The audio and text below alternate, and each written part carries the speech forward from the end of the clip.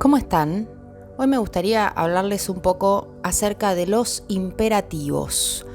El imperativo más común que conocemos es este imperativo de ser normal, ser aceptados, en general por la sociedad, pero de forma más reducida en nuestra historia personal. Lo primero que deseamos es ser aceptados por nuestras familias, en principio por nuestros padres. Eso después se va ampliando en el libre devenir de nuestras vivencias y después queremos ser aceptados por nuestros amigos. Después queremos ser aceptados por la gente que nos rodea en los lugares de trabajo, en la escuela, depende de la etapa de la vida, la edad que tengamos, pero el imperativo nace como una búsqueda de aceptación. Y cuando decimos una búsqueda de aceptación de los otros, las otras, estamos diciendo una búsqueda de reconocimiento en el afuera. Queremos ser reconocidos, reconocidas. ¿Pero de qué manera? Si nos ponemos un poco más finos, queremos ser reconocidos en un lugar importante para las otras personas. Queremos sentirnos especiales. Esto quiere decir que queremos obtener esa valiosa y tan preciada sensación de pertenencia. En la teoría de Lacan vamos a observar que él trabaja la idea de pertenencia desde este deseo de reconocimiento, connotación que extrae de la teoría de Hegel puntualmente. Lacan la amplía con su teoría del deseo. Esto quiere decir que cada vez que nosotros deseamos ser reconocidos, valga la redundancia, lo que queremos es tener un lugar en el deseo del otro, de los otros, de la otra, ¿no? El otro con minúscula. La otra persona que nos importa, nos interesa. ¿Por qué caemos en esa ambición que en muchos casos nos puede llegar a enfermar? Bueno, probablemente porque en algún momento muy pretérito de nuestras vidas, un momento primario, sentimos que ese lugar era quizás un poco sospechoso, que no era muy claro, no tuvimos tanta confianza, no supimos verdaderamente si para ese otro que nos era esencial, papá y mamá, teníamos un lugar verdaderamente importante, algo nos hizo dudar quizás. También en otros casos lo que observamos es que sí tuvimos ese lugar, o sea que éramos importantes para ese otro, pero pasaron cosas en el medio, entonces por más que hayamos tenido un lugar valioso para el otro, sentimos que nunca lo tuvimos. Les traigo este tema acerca de los imperativos que refieren a nuestra forma de existir en este mundo, porque a veces se trata de imperativos que no están acotados a una función de la vida.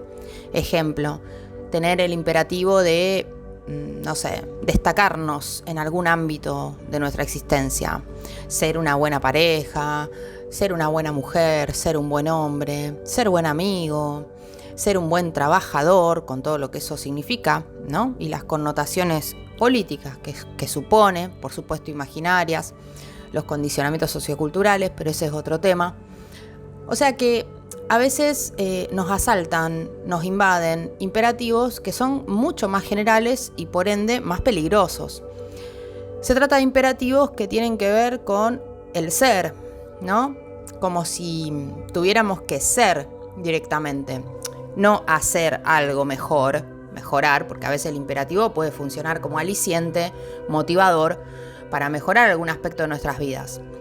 Hay otro tipo de imperativo que es mucho más sádico y que consiste en querer ser normales ante los demás, ante nuestros grupos, ante nuestra sociedad, ante las redes sociales. Lamentablemente hay gente que se ha quitado la vida por la influencia que ha tenido la mirada, entre comillas, a nivel de las redes sociales. Esto es un hecho mundial, a nivel mundial, ¿no? Que el índice de suicidio ha aumentado a la hora de interactuar a nivel de las redes sociales con los demás. Tiene efectos, consecuencias, pero no en cualquier persona. El uso de las redes sociales de forma masiva suele tener consecuencias nefastas en términos de esa mirada descalificatoria que observamos en el otro, los haters, la agresión que proviene de la red, en personas que precisamente andan buscando ese imperativo de ser normales. En lo personal, considero que no hay nada más enfermo que la idea de normalidad. No hay nada más torcido, más defectuoso y deforme que cualquier tipo de idea acerca de la normalidad. Ya por el solo hecho de decir normal, nos estamos refiriendo a un criterio normativo del ser y del hacer, ¿por qué no? Y del relacionarse con otros. Entonces, cada vez que hablemos de la norma y todas sus variantes y sus laberintos, en la teoría psicoanalítica nos vamos a estar refiriendo al concepto de superyo. El superyo es una instancia psíquica que está organizada y constituida a partir de una operatoria que se da en nuestra infancia, que consiste en introyectar la autoridad de los padres. Luego la cuestión de los padres se amplía. Uno sigue interiorizando mediante el mecanismo de introyección, que es una modalidad identificatoria, sigue introyectando la autoridad a través de otros personajes, léase educadores, ídolos, tótems, personas que admiramos, gente que nos da consejos, personas que consideramos que saben, a veces inclusive sin siquiera interrogar si verdaderamente saben. La cuestión es que en nuestra infancia nuestra mentalidad está absolutamente permeable a las sugerencias de los demás. El superyo vendría a tomar únicamente el aspecto normativo del mundo, vendría a tomar únicamente el aspecto de autoridad de la ley simbólica. No sucede lo mismo con la otra instancia psíquica, según la define Freud, que se llama el ideal del yo. Si nosotros tenemos que pensar en algún tipo de sadismo que nos acomete en nuestro propio pensamiento y nuestra forma de habitar el mundo, ese sadismo siempre va a provenir de la instancia nuestra del superyo.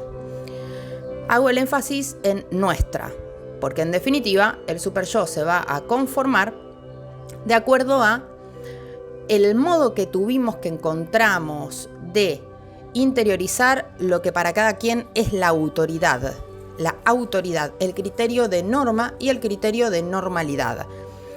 En rasgos generales, ¿con qué tiene que ver la norma? Ustedes se pueden remitir al seminario 7 de Lacan, la ética del psicoanálisis, que allí Lacan lo va a indagar.